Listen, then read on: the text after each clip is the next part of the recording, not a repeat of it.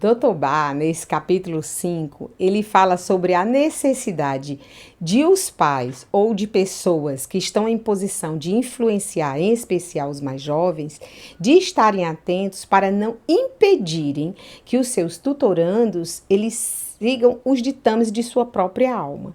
Que estes pais e mestres, eles possam educá-los e orientá-los somente o suficiente para que consigam ter a liberdade de fazer suas próprias escolhas de forma consciente e responsável. Afirma Dr. Eduardo Bach categoricamente que se essa interferência ela for demasiada a ponto de restringir as suas escolhas, seus próprios caminhos, dificilmente não terá como consequência o adoecimento. Ele exalta o papel da paternidade, considerando-o como um ofício divino, que possibilita um ser humano a vir para essa existência com a finalidade de adquirir experiência e também conhecimento. Diz Dr. Eduardo Bach que o principal papel dos pais seriam de educar e de proteger as crianças, de dar-lhes carinho e também orientação, mas sempre eles deveriam fazer isso com vistas a desenvolver nas crianças a capacidade de independência, né, de individualidade e de serem livres para realizarem os seus anseios da forma que melhor lhes convier, e em acordo com a sua própria missão de vida. Então, é necessário estimular os jovens a pensarem e a agirem por eles mesmos. Logicamente, que considerando o princípio universal de unicidade, tá?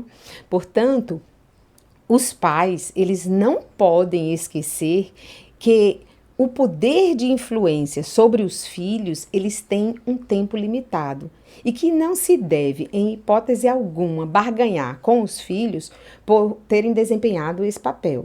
E do mesmo modo, o mestre também deveria orientar e ensinar a seus alunos respeitando a individualidade e a possibilidade de cada um. É nesse momento, se a gente refletir bem sobre o que predomina na educação atual em nosso país, nós poderíamos afirmar que isso realmente não acontece. Que na maioria das escolas, o que acontece é que geralmente a criança entra em uma escola e desde sempre com o objetivo último de passar em um concurso para a universidade e de se dar bem na vida, né? E esse se dar bem na vida geralmente significa prosperar financeiramente, ter um cargo de poder. E nós poderíamos nos perguntar: é isso mesmo que nos traz bem-estar, saúde e felicidade? Os filhos também, eles devem saber que não devem se subjugar à dominação dos pais, desistindo de seus sonhos por um dever que não deveria existir.